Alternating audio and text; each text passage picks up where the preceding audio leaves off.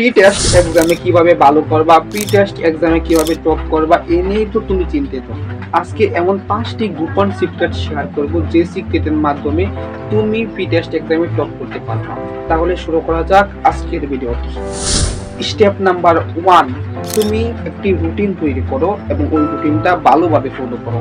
কারণ তুমি যখন ওই রুটিনটা তৈরি করো, তখন ওই রুটিনটা তুমি যখন ফলো করো, তুমি একটা সীমার মাঝে থাকো এবং এই সীমার মাঝে তুমি ভালোভাবে পড়াশোনা করতে পারবো। রুটিন অনুযায়ী যদি তুমি ভালোভাবে পড়াশোনা করো, তাহলে তোমার পড়াটা অনেকটাই গোছায় যায় এবং তুমি অনেকটাই ভালো কিছু করতে পারো। স্টেপ নাম্বার 2, পুরনো প্রশ্ন সলভ করো। পুরনো প্রশ্ন সলভ করে বলতে বোঝানো হয়েছে বিগত বছরে যে প্রশ্নগুলো আসছে ওই প্রশ্নগুলো তুমি সলভ করবা।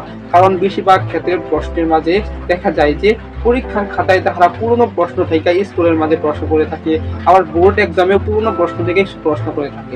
এই জন্য তুমি পুরনো প্রশ্ন সলভ করার ক্ষেত্রে বেশি ফোকাস করবা। পুরনো প্রশ্ন সলভ করার ক্ষেত্রে তুমি বেশি ফোকাস করবা 2 নম্বর স্টেজে। 3 নাম্বার স্টেপ, তুমি যখন পড়াশোনা করো তখন ছোট ছোট নোট তৈরি করো। অর্থাৎ তুমি একটা গুরুত্বপূর্ণ জিনিস পাইছো, গুরুত্বপূর্ণ জিনিসটা একটা নোট করে ফেলো, খাতার মধ্যে নোট করে ফেলো, তাহলে জিনিসটা তোমার জন্য পড়াটা সহজ হয়ে যাবে। চতুর্থ স্টেপ, তুমি লিখে প্র্যাকটিস করো। তুমি যে জিনিসটা পড়তেছো এটা খাতায় লেখো, খাতায় লিখে লিখে প্র্যাকটিস করার চেষ্টা করো। কারণ আমি যখন এসএসসিতে পড়াশোনা করছিলাম তখন জীববিজ্ঞান আরো বিভিন্ন কঠিন যে টপিকগুলো আছে এগুলা যখন পড়তাম লিখে লিখে প্র্যাকটিস করতাম, যার কারণে এই পড়াটা আমার মাথার মধ্যে দীর্ঘক্ষণ মনে থাকতো, আমি সহজে বলতাম না।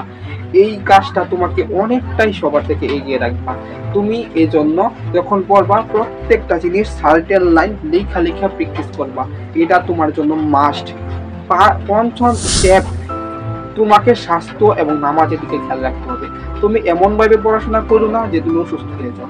তুমি সারা বছর পড়াশোনা করলা কিন্তু পরীক্ষায় গিয়ে অসুস্থতার জন্য কিছু লিখতে পারলা না, এই পড়া দিয়ে কোনো লাভ আছে? কোনো লাভ নাই। আবার এমন করলেও হবে না যে দুনিয়ার জন্য সারাদিন পড়লাম, নামাজ পড়লাম না। আমাদের আসল উদ্দেশ্য তো ভাইয়া আখিরাত, আমরা তো দুনিয়াতে আখিরাতের জন্য আসছি। এই জন্য দুনিয়ার কাজের পাশাপাশি আখিরাতের কাজটা করতে হবে।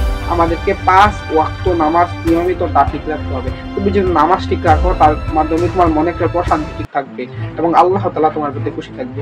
ওই দিক দিয়ে আল্লাহ তাআলার সাথে সাহায্য থাকলে তুমি অবশ্যই সফল হয়ে যাবা, অবশ্যই তুমি সফল হইয়া যাইবা ভাইয়া। এই 5টা স্টেপ যদি তুমি ফলো করতে পারো, ইনশাআল্লাহ সামনের প্রি টেস্ট পরীক্ষায় তুমি টপ করবা। দেখা হচ্ছে পরবর্তী কোনো ভিডিওতে।